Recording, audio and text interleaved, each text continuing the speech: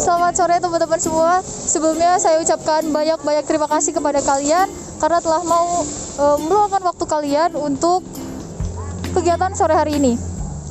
Izinkan saya memperkenalkan diri terlebih dahulu.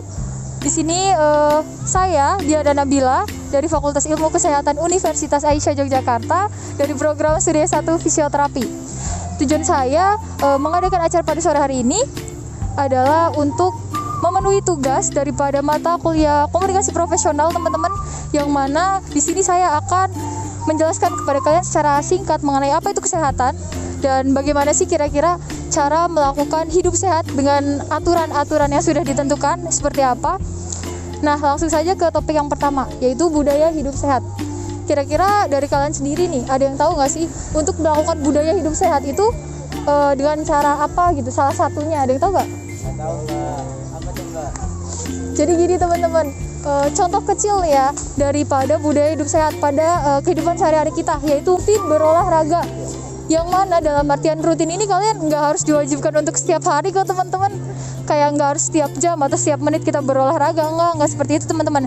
Jadi di sini yang dimaksud dengan rutin berolahraga itu ada minimal atau batasan-batasannya. Kayak misalkan berolahraga ini dilakukan secara 30 menit dalam satu hari, atau bisa juga kalian itu melakukannya dengan 3 hari dalam 1 minggu. Udah teman-teman, sehabis itu mau kalian olahraganya itu buat yang cowok nih, mau futsal, mau renang, mau badminton, volley atau dan segala macam, itu udah termasuk olahraga ya teman-teman. Buat cewek juga masih ada jogging, masih ada renang, bisa badminton, apalagi sekarang kan udah marak-maraknya badminton gitu. Jadi cowok cewek juga bisa untuk melakukan olahraga tersebut. Senam juga loh teman-teman, itu bagian dari olahraga seperti itu. Dan yang kedua itu ada memenuhi asupan harian cairan pada tubuh. Nah, ada yang tahu gak yang dimaksud cairan itu apa? Ada tahu gak? Di sini maksudnya bukan cairan oli atau dan segala macam ya, tapi dalam artian cairan di sini adalah air putih, yang mana fungsinya itu banyak sekali untuk tubuh kita teman-teman. Air putih ini selain untuk kulit kita, bagus juga untuk peredaran yang namanya saluran pencernaan kita teman-teman. Jadi di sini ada nggak sih yang kalau misalkan BAB gitu atau buang air besar yang masih suka lama banget gara-gara entah itu keras atau dan lain sebagainya, masih ada gak? Nah, itu bisa kemungkinannya itu terjadi karena kalian kurang minum air putih teman-teman. Jadi ada minimalnya dalam minum air putih di setiap harinya ini. Nah, minimalnya itu kita minum 8 gelas yang ukurannya 230 ml, atau bisa dijumlahkan sehari itu sebanyak 2 liter teman-teman, 2 liter air putih untuk tubuh kita, seperti itu. Dan yang ketiga itu ada istirahat yang cukup. Yang mana istirahat yang cukup ini, apalagi notabene di sini kalian semuanya mahasiswa ya, bisa jadi dalam malam ini mau begadang gitu. Kenapa begadang? Mepet deadline. Saya pribadi juga soalnya seperti itu teman-teman. Saya begadang nih mengatasnamakan tugas gitu, yang mana tugasnya itu ya udah besok dikumpulin gitu. Jadi ya mau nggak mau kita harus yang namanya begadang, atau tidurnya itu larut sekali, pagi dia bisa jam 3, jam 2, atau mungkin bisa jam 6 pagi kita tuh baru tidur gitu. Itu dikurangin ya teman-teman dari sekarang. Saya juga dari sekarang ini sedang berusaha semaksimal mungkin untuk mengurangi yang namanya ngerjain tugas mepet deadline seperti itu teman-teman. Itu tuh ngaruh banget dalam kehidupan sehari-hari kita. Kalau misalkan kurang tidur itu bisa mempengaruhi mood kita yang biasanya jadi baik-baik aja, gara-gara kurang tidur itu kurang baik, moodnya hancur gitu. Terus juga nggak baik juga buat kesehatan mata kita, kesehatan otak kita, apalagi jantung teman-teman. Terus yang keempat di sini ada mengonsumsi makanan yang bergizi, yang mana mengonsumsi makanan yang bergizi ini terdapat pada 4 sehat. Nah, kenapa 5 sempurna yang nggak saya bawa? Karena 5 sempurna di sini adalah minuman, bukan makanan. Yang mana 4 sehat ini terdiri dari makanan pokok, sayur mayur, lauk pauk, dan buah-buahan. Seperti itu teman-teman. Nah, selain yang sudah saya jelaskan tadi, masih ada lagi teman-teman, yaitu salah satunya budaya hidup sehat dengan cara menjaga lingkungan sekitar. Kenapa dengan cara menjaga lingkungan sekitar? Karena memang pengaruhnya itu sangat besar teman-teman pada kesehatan kita, karena kita adalah penghuni dari lingkungan sekitar tersebut. Coba nih bayangkan, semisalkan lingkungan sekitar kita ini penuh dengan sampah, kumuh, kotor teman-teman. Apa sih kira-kira yang kalian rasain selain rasa nggak nyaman? Ada gak? bau tuh, gatel, betul sekali teman-teman. Nah, dari lingkungan yang kumuh itu atau kotor itu bisa juga memunculkan beberapa penyakit yang memang sumbernya itu dari virus tumpukan sampah atau lingkungan yang kumuh.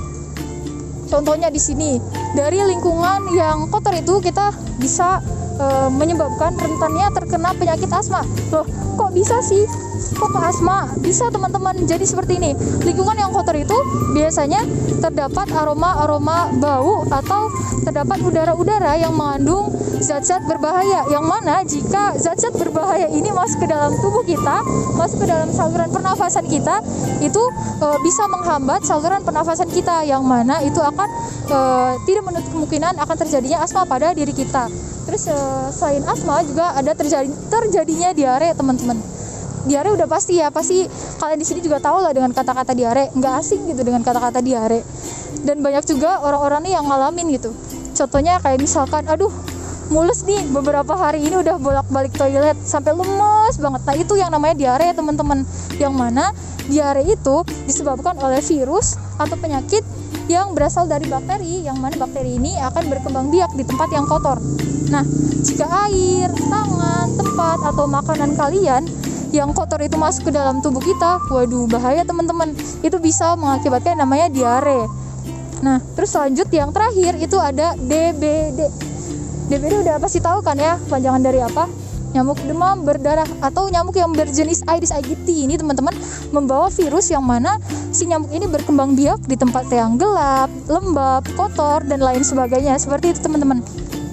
Nah, kira-kira manfaat-manfaat dari menjaga kebersihan lingkungan bagi kesehatan kita, di antaranya yang tadi udah teman-teman sebutkan ya, udah tahu dong pastinya. Itu ada yang namanya mencegah terjadinya atau munculnya berbagai penyakit teman-teman. Jadi kalau misalkan lingkungannya nyaman, lingkungannya sehat, lingkungannya bersih, itu kan pasti menunda atau mencegah, mengantisipasi terjadinya muncul penyakit seperti itu. Dan juga ada di sini berkaitan dengan kesehatan mental. Loh, kok bisa sih? Padahal kan lingkungan doang, kok harus sampai ke kesehatan mental seperti itu teman-teman? Bisa dong, karena lingkungan yang hijau atau lingkungan yang bersih, aroma yang wangi itu berpengaruh pada kualitas hidup seseorang, yang mana jika kualitas hidup seseorang itu meningkat, maka orang ini akan sering akan bagus lah kualitas hidupnya itu meningkat. Berarti orang ini ada kemungkinan untuk tidak terkena kesehatan mental seperti itu. Dan yang terakhir adalah lingkungan sehat lebih nyaman untuk ditinggali. Udah jelas dong teman-teman. Contohnya dari rumah aja, rumah yang sering kalian tempati itu adalah kamar, bener kan? Nah, kamar ini kalian juga mau kan pasti ditempatin itu yang bersih, estetik. Nah, seperti itu teman-teman. Jadi, yang namanya kebersihan lingkungan ini sangat-sangat berpengaruh bagi kita semua. Apalagi dalam kehidupan kita, yang mana kehidupan ini akan berlangsung dalam jangka yang panjang. Seperti itu teman-teman. Nah, untuk merealisasikan yang tadi saya bicarakan itu, saya sudah menyiapkan kresek di sini, yang mana nanti kita lihat ya di sekitaran sini masih banyak oknum-oknum atau tangan-tangan yang tidak bertanggung jawab teman-teman. Semisal membuang sampah tidak pada tempatnya. Teman-teman udah pada tahu kan pastinya sampah itu terbagi menjadi 3 jenis, yang mana yang merah itu adalah sampah untuk B3 atau alat-alat yang kayak seperti beling, besi, logam dan lain sebagainya. Sedangkan yang warna kuning di situ ada sampah untuk non-organik, atau maksud dari sampah non-organik ini teman-teman seperti plastik, bungkus makanan atau dan lain sebagainya. Sedangkan yang warna hijau yang terakhir itu adalah sampah untuk organik, untuk daun-daun kering, untuk rerumputan dan lain sebagainya. Seperti itu teman-teman. Jadi saya di sini akan membagikan plastik kepada kalian untuk memungut, atau kita opsi ya teman-teman, opsi semut, bisa dibilang opsi semut. Jadi kita ngambilin setiap sudut dari tempat ini, pasti ada aja kan sampah. Kita mulai aja langsung dari sudut sini aja dulu. Oke.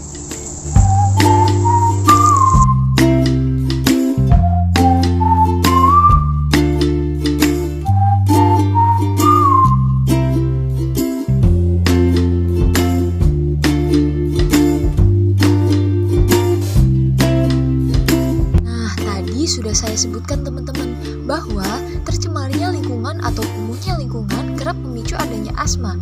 Asma adalah jenis penyakit jangka panjang atau kronis pada saluran pernapasan yang ditandai dengan peradangan dan penyempitan saluran napas yang menimbulkan sesak atau sulit bernapas. Bagi seorang yang memiliki penyakit asma, saluran pernapasannya lebih sensitif dibandingkan orang lain yang tidak hidup dengan kondisi ini.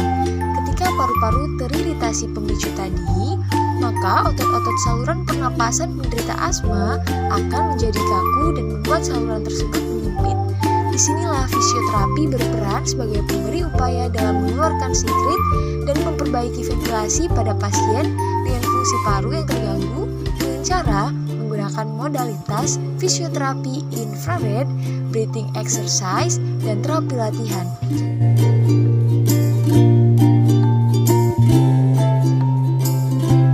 Fisioterapi juga membantu penderita asma untuk dapat tetap aktif dan mendapatkan kebugaran tubuh yang optimal agar bisa beraktivitas seperti biasa loh.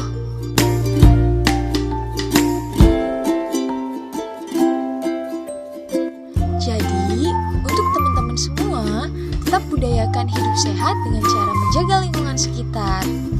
Sekian dari saya, kurang lebihnya mohon maaf. Billahi taufiq wal hidayah. Wassalamualaikum warahmatullahi wabarakatuh. See you.